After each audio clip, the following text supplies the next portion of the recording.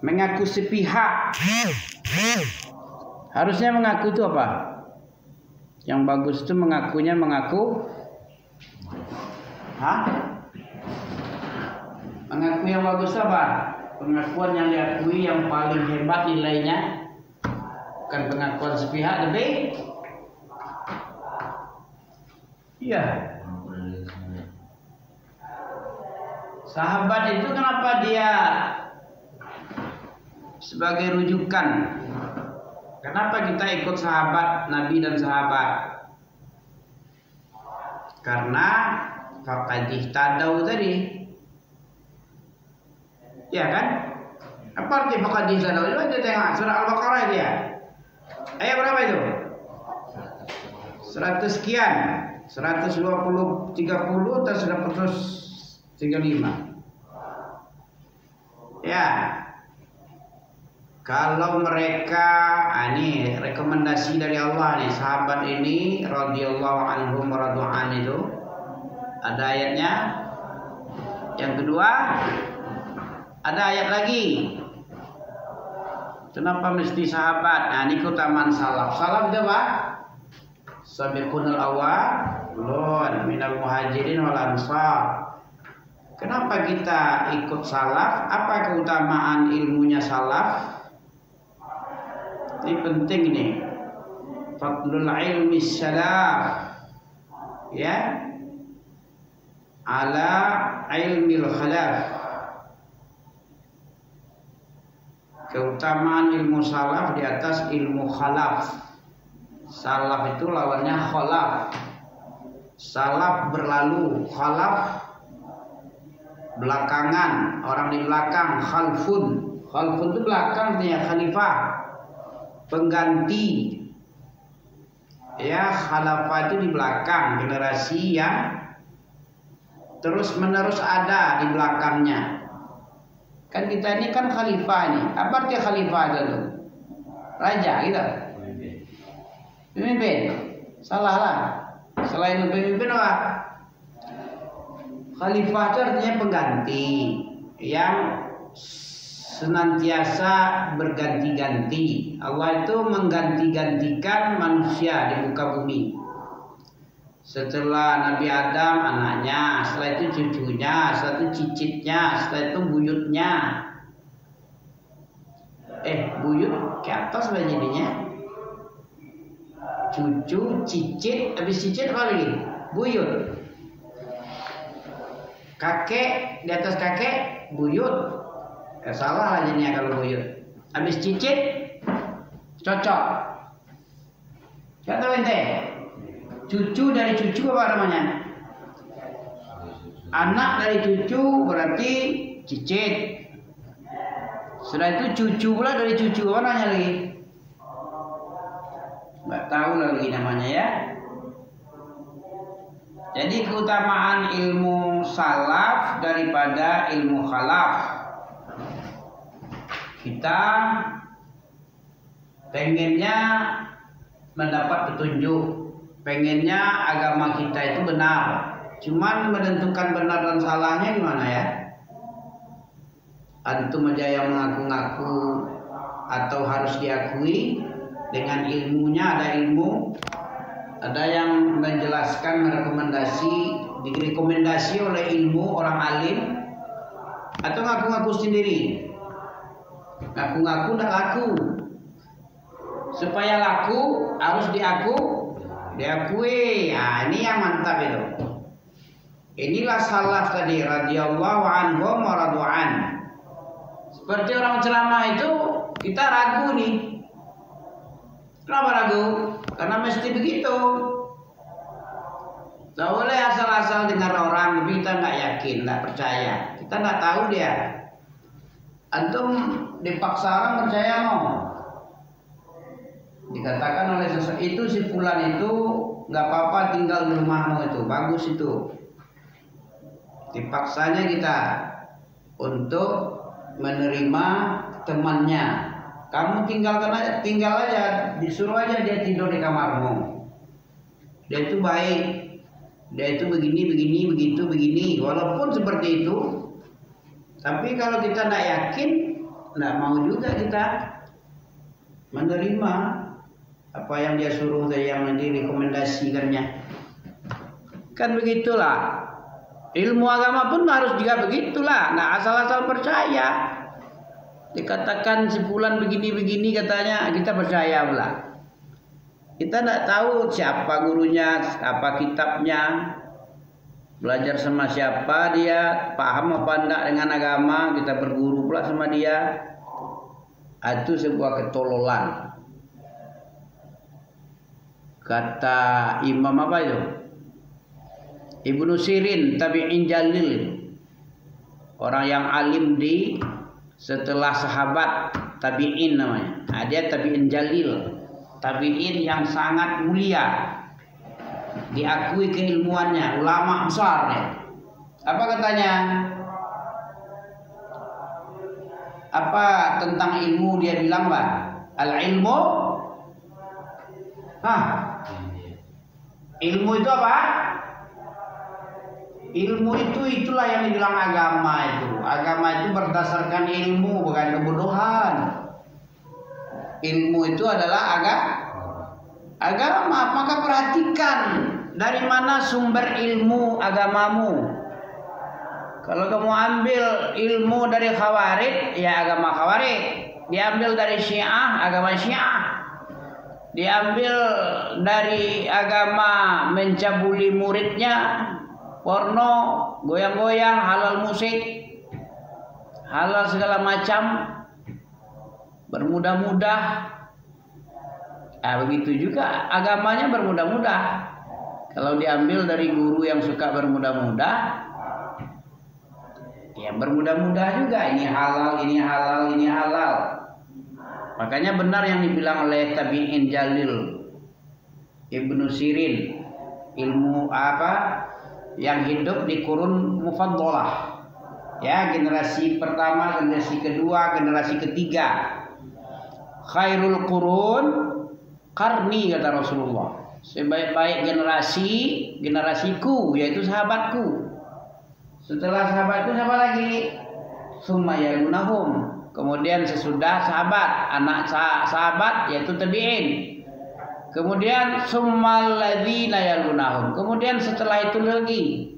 Setelah itu anaknya tabi'in, yaitu atba'ut tabi'in. Ini namanya qurun mufaddalah. Apa qurun tadi? Generasi yang gemilang, generasi emas Islam.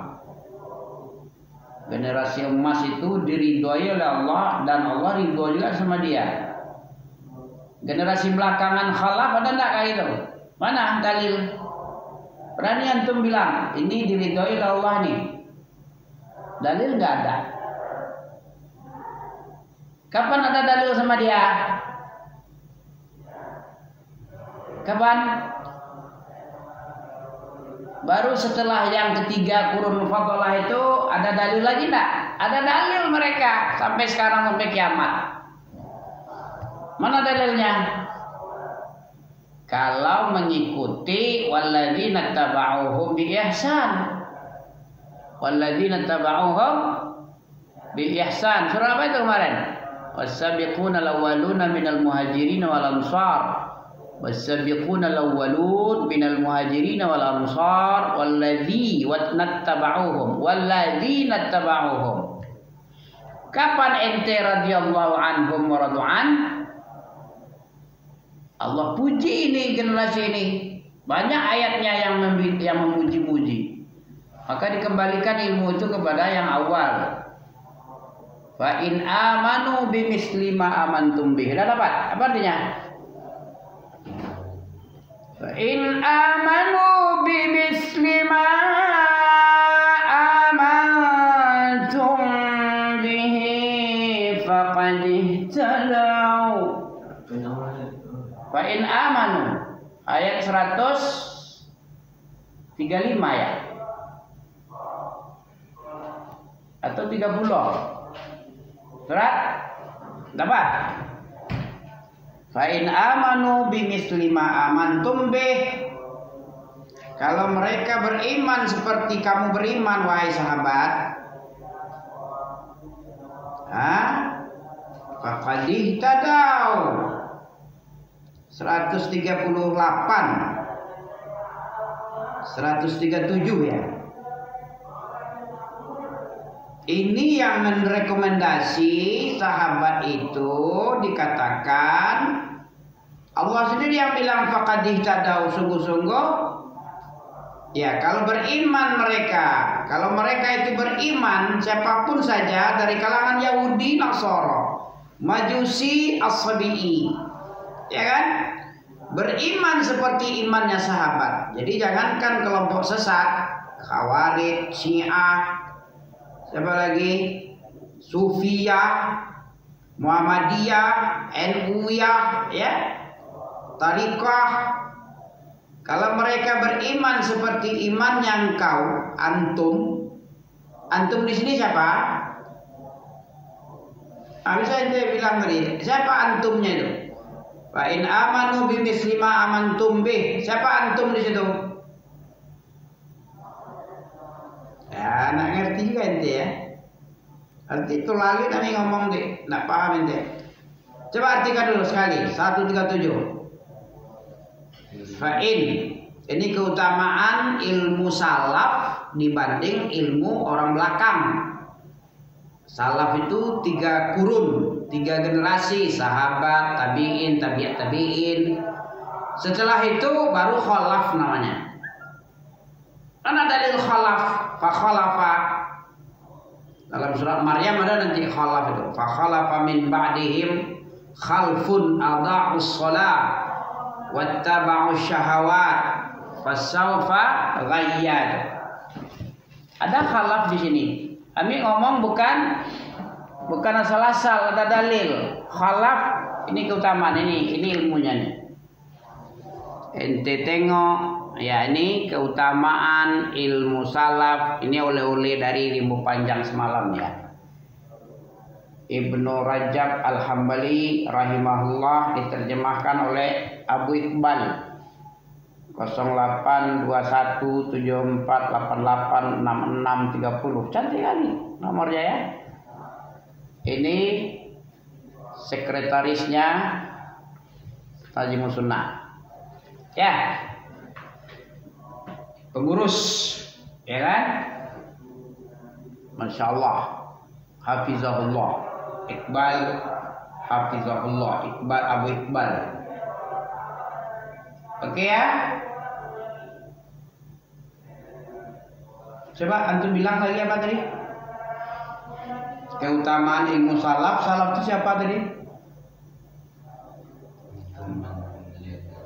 Salaf itu orang yang telah lalu, sudah terdahulu dia, yang paling pertama mendahului kita di bidang ilmu Islam, dalam perjuangan Islam, membela Islam, apalagi memperjuangkan, mendakwahkan, pokoknya semuanya dia yang mendahului kita. Dari segi amal dia juga, apapun saja dia, kepahlawanan dia juga. Antum sebut aja lah. Dalam pengetahuannya dia juga, dalam pembelaan kepada Islam mereka juga, yang telah diridhoi oleh Allah dan Allah ridho juga sama beliau, mereka dia juga, dipuji juga oleh Nabi dia juga. Itulah salaf, orang terdahulu yang sudah berjuang, yang sudah beramal, yang sudah diridhoi, sudah cocok dengan apa yang Allah inginkan mereka. Haram kata Allah, haram kata dia. Jihad kata Allah, jihad katanya. Ya, wajib kata Allah, diwajibkan olehnya. Halal dihalalkan, haram ditinggalkan. Itu sahabat orangnya itu. Selain sahabat ada gak gitu? Halal kata Allah, haram kata dia. Haram kata Allah, halal aja lah, banyak kali. Berlebihan kamu, kan ada ya? Allah melarang, ini dalilnya jelas. Tapi dia bilang apa? Macam kamu pemegang kunci surga aja. Ada kayak gitu orang. Macam dia yang pemegang kunci surga. Apa kata Allah? dilawan sama dia. Apa yang dilarang ditabrak sama dia. Apa yang disuruh nggak mau dia ngerjakan, kayak iblis. Suruh sujud nggak mau sujud dia. Mau masuk surga pula. Surga apa? Surga-surgaan mau dia. Surga Dajjal mungkin tuh. Neraka. Kalau neraka kata Dajjal itu surga itu. Kalau mau dia seperti itu boleh. Surga versi Dajjal. Dajjal adalah kadzab. Kullu kadzabin dajjalun. Setiap pendusta itu Dajjal. Siapapun namanya, kalau pendusta dia itu Dajjal. Ustadz pendusta tidak sesuai dengan apa yang Nabi ajarkan. Menyunah itu bukan sunnah Nabi, tapi sunnah setan. Nah, itu namanya Dajjal. Ada ustadz kayak itu, Ustadz Dajjal. Mana dalilnya? Namanya da'i ila abwabi jahannam. Ada hadis Hudzaifah bin Yaman itu. Ada hadis Hudzaifah, fikihnya Pak. Wajib mengenal dari hadis itu, seorang muslim tidak boleh hanya belajar yang baik-baik, tapi belajar yang buruk-buruk pun boleh. Apa tujuannya belajar yang buruk? Mengenal yang buruk.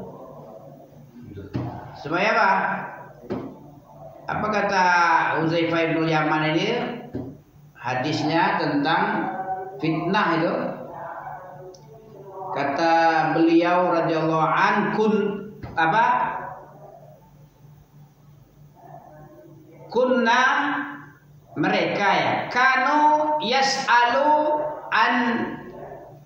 anil khair wa kuntu, kanu mereka para sahabat Nabi itu bertanya tentang yang baik-baik doang. Baik semua, baik-baik aja bertanya dia, mengenal yang baik-baik ditanya. Sedangkan saya bertanya tentang yang buruk. Ya kan? Tentang yang buruk. Anis syarri, min syarr kan buruk itu. Aku bertanya tentang yang buruk-buruk kepada Rasulullah. Ada hadis Hudzaifah itu panjang sekali. Anda bacakan aja yang pendeknya aja. Yang fikihnya, seorang muslim tidak cukup mengenal yang bagus-bagus, yang jelek pun perlu juga dipelajari. Apa katanya? Kenapa dipelajari? Makhafatan ayyudrikani. Aku khawatir yang buruk itu mengenai aku nanti. Aku terjatuh ke dalam perkara yang buruk-buruk. Makanya aku tanyakan. Apa pertanyaan pertama? Dulu kayak kita ini berada dalam jahiliyah. Sebelum engkau diutus di mana? Masa apa itu? Masa jahiliyah? Lah, kunna dalam masa jahiliyah. Datanglah Islam memberikan ilmu yang baik. Masuk surga, syiriknya hilang. Ya. Didakwahi la ilaha illallah, dilarang untuk berlaku syirik, kan gitu. Maka mulialah kami dengan agama yang engkau bawa. Apakah setelah ini, setelah bagusnya Islam, sudah sempurna Islam, apakah setelah ini akan ada masa-masa jelek? Nah, ini judul dari hadis yang diriwayatkan oleh Hudzaifah bin Yaman. Panjang sekali. Ya ada. Setelah Islam bagus-bagus, ada masanya akan datang Islam yang dicampur dengan bid'ah. Ya. Dikembalikan kepada ajaran-ajaran, dia mengaku sunnah tapi bukan sunnah yang diajarkan. Bersunnah bukan dengan sunnahku. Nah itu. Setelah itu apa ada lagi kebaikan? Ada, cuman bercampur lagi. Setelah itu ada keburukan? Ada, tapi lebih parah lagi dari keburukan pertama dulu. Jadi sampailah kepada kesimpulan, tidaklah ada satu zaman kecuali zaman yang datang ini lebih jelek dari zaman sebelumnya. Paham ini? Jadi ilmu itu adalah agama. Perhatikan dari mana sumber ilmu agamamu. Ini bukan Nabi yang bilang nih, salaf ini, tabi'in jalil. Generasi terbaik dua setelah sahabat. Al-ilmu huwa din, fanzur falyanzur an man ta'khuzu dinakum. Maka perhatikanlah dari mana sumber pengambilan ilmumu. Kalau kita ambil dari orang-orang yang alul bidah, membolehkan apa saja, halal semua, nggak ada yang haram, bid'ah, sunnah semua, nggak ada yang bid'ah. Ya kayak gitulah, semuanya boleh semua, permisif me, paham boleh. Paham itu ya? Keutamaan ilmu salaf di atas ilmu khalaf. Mana tadi ya? Mana apa tadi?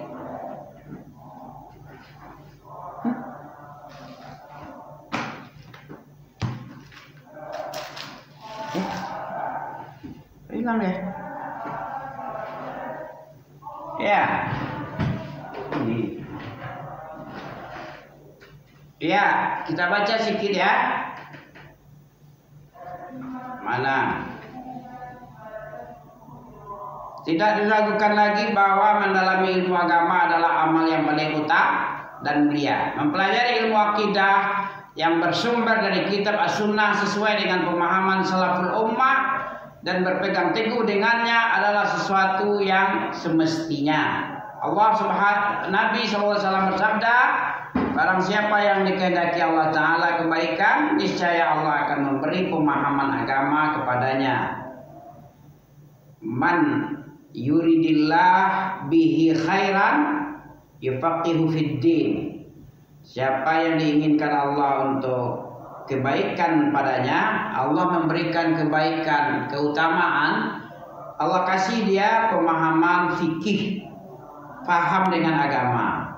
Orang yang paham dengan agama itu berarti orang yang dikehendaki oleh Allah kebaikan yang sangat banyak. Beliau sallallahu alaihi wasallam bersabda, mengajarkan kepada kita untuk meminta ilmu yang bermanfaat. Begitu juga Allah Subhanahu wa taala menyuruh nabinya tidak meminta sesuatu kecuali ilmu, meminta rezeki yang baik, juga meminta amalan yang diterima oleh Allah Ta'ala. Dengan berdoa kepada Allah, Allahumma inni as'aluka ilman nafi'an. Dalam surat Toha ayat berapa itu? Wa qur rabbi zidni ilma. Katakanlah Muhammad, tambahkanlah ya Allah Tuhan, ya Allah ya Rabbi, ya untuk saya ilmu agama. Itu firman Allah dalam surat Toha, wa qur rabbi zidni ilman. Dalam hadis Nabi diriwayatkan oleh Ibnu Majah nomor 925, disahihkan oleh Syekh Al-Albani. Apa kata Nabi? Allahumma inni as'aluka ilman nafi'an. Nabi berilmu benar. Berilmu. Masih meminta dia. Ente berilmu benar. Dengan ilmu agama dibanding dengan Nabi, mana yang banyak? Banyak yang mana? Ilmu Nabi atau antum? Ilmu Nabi. Nabi aja memohon kepada Allah. Antum ada memohon? Ini ada dalam Sahih Ibnu Majah nomor 925, disahihkan oleh Syekh Al-Albani. Allahumma inni as'aluka, ya Allah, aku sesungguhnya meminta kepadamu ilmu yang bermanfaat. Meminta, disuruh meminta dia. Allah menyuruh, Nabi juga meminta. Apa yang diperintah oleh Allah langsung dikerjakan oleh Nabi, kayak malaikat. Allah bilang wa qur rabbi zidni ilma. Kemudian Nabi bilang Allahumma inni as'aluka ilman nafi'an wa rizqan thayyib wa amalan mutaqabbala. Ini yang diminta karena Allah yang menyuruh meminta. Wa qul, katakanlah Muhammad, zidni ilma, bilang ya Tuhan saya, wa qur rabbi, katakanlah wahai Rabbku, tambahlah untukku ilmu, surat Toha. Kemudian Nabi minta, Allahumma inni as'aluka ilman nafi'an. Apa artinya itu? Ya Allah, sesungguhnya aku, inni itu artinya sesungguhnya aku, inni ja'ilun fil ardi khalifah, sesungguhnya aku menjadikan seorang khalifah. Al-Baqarah ayat 30 kan? Inni itu artinya sesungguhnya aku, akunya siapa? Rasulullah. As'aluka, aku meminta kepada engkau. Apa yang diminta? Ilmu bermanfaat. Diminta aja belum tentu kasih, apalagi nak meminta. Bagaimana? Sesuatu itu kan diminta baru dikasih ya. Kalau nggak diminta, berarti murahan Allah nanti. Apa yang pemberiannya pemberian murahan, cuma-cuman. Kalau sesuatu yang berguna itu diminta lah. Masa kita butuh acuh? Dia butuh tapi acuh, ini kurang ajar namanya ya. Ada yang gitu ya, dia butuh sebenarnya, tapi dia pura-pura tak butuh. Itu menjengkelkan itu. Kalau yang normal itu, kalau butuh bagus itu, kita berusaha mencarinya agak bersusah payah. Ya, kita pengen masuk surga, tapi jalannya nggak ditempuh. Jalan salah satunya ya ini. Siapa yang man salaka tariqan, ada itu hadisnya, man salaka tariqan yaltamisu fihi ilman sahalallahu bihi tariqan ilal jannah. Siapa yang menempuh sebuah jalan menuju surga itu adalah jalan yang yaltamisu fihi ilma, yang ada padanya pelajaran agama yang dipelajari, itu jalan surga itu. Siapa yang menempuh jalan yang di situ ada, kayak semalam ada jalan ditempuh jalan ke Ribu Panjang misalnya. Di situ ada ilmu yang menyampaikan Quraisy lagi, Abu Yasir Hamid Al-Quraisy, bapaknya Yasir namanya adalah Hamid Al-Quraisy, ada panjang namanya ya. Kita tempuh jalan ke sana. Ya alhamdulillah, insyaallah Allah kasih nanti. Allah mudahkan jalan menuju surga itu. Walaupun rugi-rugi sedikit, utang-utang sedikit, enggak apa-apa, enggak seberapa itu utang-utang itu, rugi-rugi itu. Tapi jalan surga Allah mudahkan menuju ke surga insyaallah. Kalau ikhlas ya, diamalkan apa yang diajarkan oleh syekh-syekh kemarin. Disuruh Allah minta ilmu nabinya, maka nabinya langsung meminta ilmu. Nah, itu baru kayak malaikat itu. Nabi itu hampir sama dengan malaikat, cuma nampak malaikat yang jelas. Nabi tidak pernah bermaksiat kepada Allah. Ya, bermaksiat ya, tapi diampuni, maksum, diperingatkan. Kalaupun ada berdosa jatuh kepada dosa, Nabi itu sudah minta duluan 100 kali minta ampun setiap hari. Ya namanya manusia, al-khata' manisyan sifatun nas. Ya perlu minta ampun kalau jatuh kepada dosa. Bersyukur kalau mendapat nikmat, bersabar kalau diuji dengan kesusahan. Itu tanda orang yang bahagia insyaallah. Oke, demikian juga beliau bersabda. Nah, ini ilmu salaf, ini ilmu Nabi dan sahabat. Nabi mengajarkan kepada umatnya untuk memohon perlindungan kepada Allah dari ilmu yang tidak bermanfaat, serta akibat buruk dari ilmu yang tidak bermanfaat tersebut. Apa kata Nabi? Tadi diminta ilmu yang bermanfaat, rezeki yang baik-baik, yang halal-halal, kemudian amal yang kita kerjakan, ibadah yang diterima. Itu tuh hadis Ibnu Majah 925. Kemudian Nabi juga, ini keutamaan ilmu salaf juga. Salaf itu Nabi dan sahabat dan generasi setelahnya. Allahumma inni a'udzubik minal ilmi la yanfa'. Apa artinya? Ya Allah, sesungguhnya aku berlindung kepadamu berlindung kepadamu dari ilmu yang tidak ada guna. Ada untuk bilang itu?